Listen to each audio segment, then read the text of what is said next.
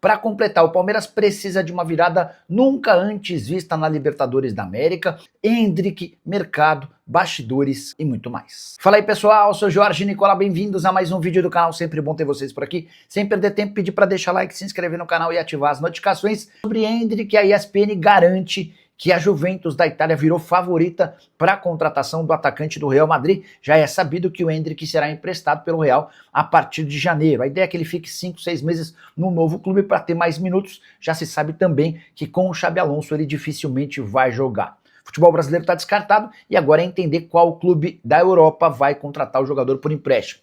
Antes de gravar esse vídeo, depois de ver a notícia de que o Endrick estaria a caminho da Juventus, entrei em contato com uma pessoa muito próxima do Endrick, para perguntar, e aí, a Juventus está perto mesmo? Como é que está essa história? E a pessoa me assegurou que não há nenhuma negociação avançada, e nem tem motivo.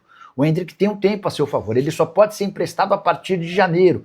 Para que ele vai acelerar um processo, sendo que daqui até dezembro uma série de outros clubes podem aparecer? A ideia é entender direitinho as condições do mercado, quais são as possibilidades para que o Endrick escolha bem. Ele precisa ir para um clube onde ele vai jogar com bastante frequência. Essa é a prioridade do staff do Endrick. Não basta ir para um clube grande onde ele talvez seja titular. A ideia é que ele vá para um clube onde ele possa jogar com frequência, que ele tenha muitos minutos e que por consequência tenha a oportunidade de mostrar seu faro artilheiro. A Roma, a Lazio e o Olympique de Marselha são outros times interessados no ex-atacante do Palmeiras. Hora de falar sobre o Palmeiras, que precisa fazer algo inédito se quiser ir à final da Libertadores da América. É que nunca na história da Libertadores um clube que perdeu por 3-0 na ida conseguiu reverter esse resultado numa semifinal, assegurando vaga na grande decisão. Você sabe que o Palmeiras na última quinta-feira tomou 3-0 da LDU e agora precisa retirar essa enorme desvantagem. Somente uma vitória por 4 ou mais gols na quinta-feira no Allianz Parque coloca o Palmeiras na decisão. Se o Palmeiras vencer por 3 gols de diferença, aí a semifinal vai para pênaltis e aí quem passar nos pênaltis estará na grande decisão, que deve acontecer em Lima, no Peru, embora não tenhamos uma certeza absoluta.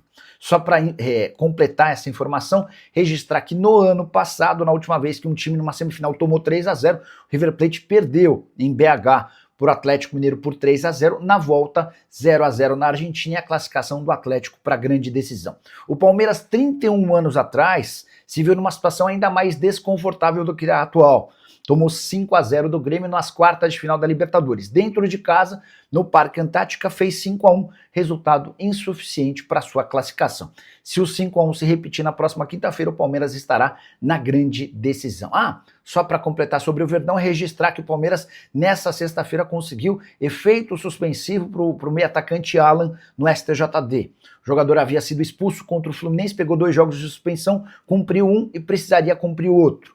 Como existe a possibilidade de o Abel poupar alguns titulares, a tendência é que o Alan tenha importância no jogo contra o Cruzeiro nesse domingo. E diante desse efeito suspensivo, o Alan estará à disposição, ele será julgado mais para frente e a partir daí é que se cumpre o último jogo da suspensão. Carlos Miguel em 2 jogos, 6 gols tomados. Você acha que algum gol foi erro dele contra o Flamengo e a LDU? Cara, ontem eu vi até gente reclamando de um dos gols do Villamil, que ele teria que ter saído. Eu não consegui ver culpa dele, né? Nos jogos contra o Flamengo também não. Mas é curioso, né, ver que o Carlos Miguel, que tinha uma média boa de gols sofridos no Corinthians, começa com o pé esquerdo. E aí, ainda mais porque o Palmeiras sempre teve fama de ótima defesa. O sistema defensivo do Palmeiras costuma ser sempre muito bom, mas não tem sido o caso. Se a gente pegar os últimos jogos do Palmeiras, só contra o Vasco, o Palmeiras havia conseguido terminar a partida sem sofrer gols.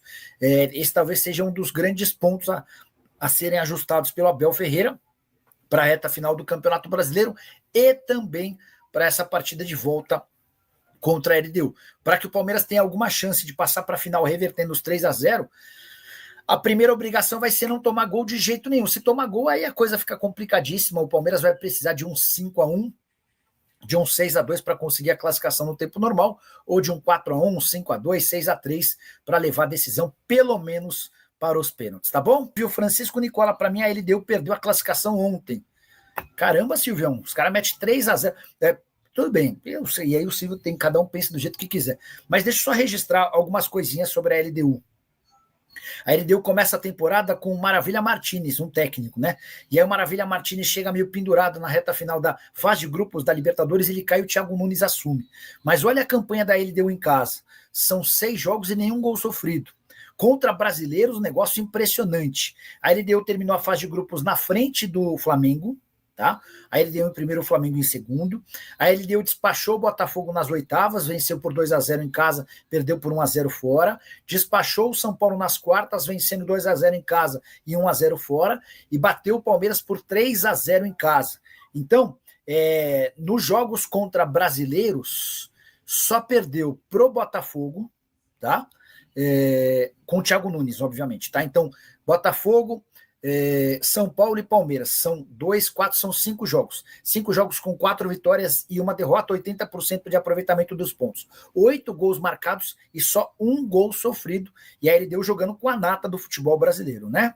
O Lucas está dizendo que a LDU teve a chance de fazer 4-0, mas o cara que dribla quer driblar todo mundo. Atila Zapata, Nicola, você acha que a LDU tirou o pé no segundo tempo, facilitando o Palmeiras para virar o segundo jogo? Você acha que eles erraram por isso? Atila, o primeiro tempo da LDU foi perto da perfeição, mas também foi perto da perfeição porque os caras se entregaram de um jeito maluco. A marcação-pressão da LDU funcionou demais. E é muito difícil manter esse nível de entrega, de atuação, enfim. Eu consigo entender. E, repito, esse 3-0 é enorme. Eu só não sou como o Ed Gamer que está cravando. O Palmeiras, tchau, esquece. Mas, cara, a chance de reverter o resultado é pequena. Até porque a LDU tem se mostrado uma defesa sólida. Vou repetir. Nos jogos na altitude, nenhum gol sofrido. E nos jogos fora, contra o Botafogo, por exemplo, derrota por 1-0, contra o São Paulo não sofreu gol. Tá? O Valmer quer saber se o Palmeiras coloca o sub-20 no domingo. Não dá para fazer isso, Valmer, porque o Palmeiras segue na briga pelo título do Campeonato Brasileiro. O Palmeiras tem uma vantagem em relação a esse final de semana, né? Ele joga depois do Flamengo. O Flamengo joga amanhã contra o Fortaleza no Castelão e já se sabe que o Flamengo terá vários problemas. Deixa eu listar para vocês quem não joga nesse confronto entre Fortaleza e Flamengo, tá? Pedro está suspenso e machucado. O Pulgar e o Carrascal estão suspensos. O Léo Ortiz, por conta do trauma no tornozelo, nem viajou. O Alexandro, devido a um controle de carga, também não embarcou. E o De La Cruz, que teve uma virose durante a semana, é outra baixa. São 6 desfalques certos, tá? Até por conta de tantos problemas, o Wallace Ian, que vinha nem sendo relacionado, viajou com o time rumo à capital cearense. Por que eu disse? Estava falando sobre o Flamengo, para citar o Palmeiras, né? Por que eu acho que o Palmeiras tem uma vantagem? O Palmeiras joga um dia depois do Flamengo. Se eventualmente o Flamengo perde do Fortaleza, o que nem sei se é o mais provável, até porque o desempenho do Fortaleza como mandante nesse Campeonato Brasileiro é péssimo. O Fortaleza é o segundo pior mandante do brasileiro. São 15 jogos no Castelão com 5 vitórias, 2 empates e 8 derrotas. Vamos imaginar o cenário. Se o Flamengo vence no sábado e mete uma baita pressão no Palmeiras no domingo. Palmeiras, imagino eu que nessa circunstância vai precisar tentar escalar uma força bem perto da máxima. O Flamengo empata, dá para o Palmeiras eventualmente poupar um outro jogador. Se o Flamengo perde no sábado, aí é possível até que o Abel ganhe um respiro para poupar titulares e entrar com o time misto, tá bom? O Palmeiras cansou muito contra o Flamengo, o time jogou na primeira marcha contra a LDU. Cheguei a dizer isso na segunda-feira. Foi participar lá do tempo técnico com Elia Júnior e com a Ana Paula Oliveira, e eu disse, pessoal, eu não sei qual que vai ser o impacto de um jogo super desgastante entre Palmeiras e Flamengo para os dois na Libertadores da América. O Palmeiras na quinta-feira com um dia a mais para descansar, mas na altitude de Quito, e o Flamengo em casa contra o Racing. E aí, só com um detalhe, né? O Racing e a LDU nem jogaram no final de semana. O Racing havia jogado na sexta-feira com o time reserva, e o Racing não joga nesse final de semana. Lá na Argentina, a eleição para presidente. E por conta disso, o campeonato argentino foi suspenso. Então, o Racing jogou nas últimas 3 semanas, nas últimas 2 semanas, uma partida na sexta-feira com reservas, a partida de quarta-feira contra o Flamengo e a partida da próxima quarta-feira. São 3 jogos. Dá uma olhada no Flamengo. O Flamengo jogou na quarta-feira com o Botafogo, no domingo contra o Palmeiras, na quarta-feira com o Racing, no sábado contra o Fortaleza e na outra quarta com o Racing. Então, enquanto o Racing disputou 3 jogos, o Flamengo disputou 5. Situação parecida à de Palmeiras e LDU. O Palmeiras teve na maratona de jogos, né? Jogo do Campeonato Brasileiro, na quarta-feira.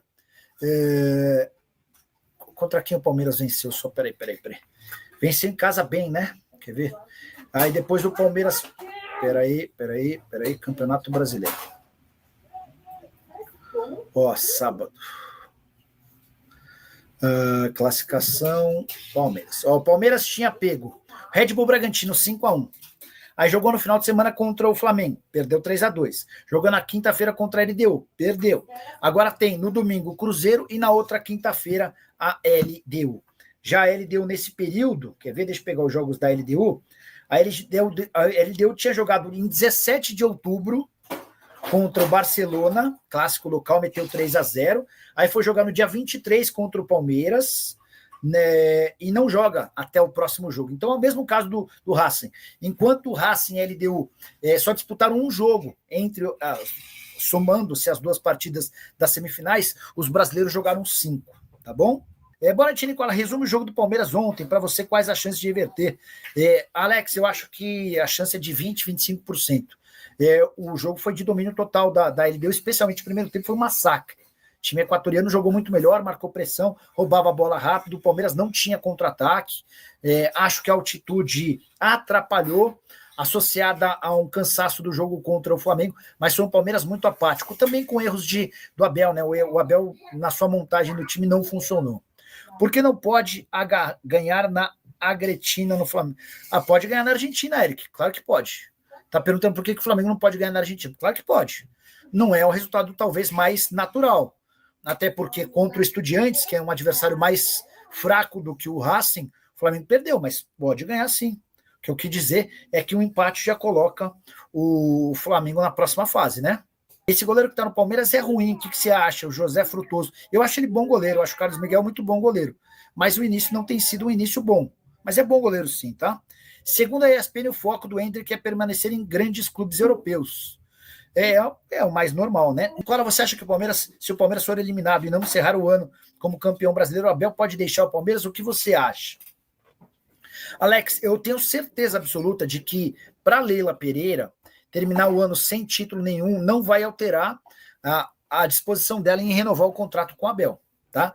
Digamos que o Palmeiras caia para a LDU e seja vice-campeão brasileiro. Não é isso que vai fazer a Leila abrir mão desse projeto de renovar o contrato com o Abel. Só que imaginemos que o Palmeiras é eliminado pela LDU e termina como vice-campeão brasileiro. Eu não sei se o Abel vai ter tanta disposição assim de ficar para o ano que vem. Vale a lembrança de que existe um acordo de cavalheiros, um acordo verbal fechado, mas ele não foi assinado, tá bom?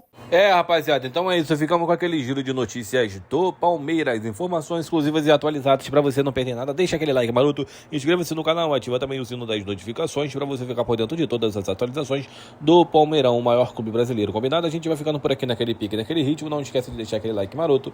Um grande abraço para você no teu coração, até o próximo vídeo, sempre mais e vamos que vamos.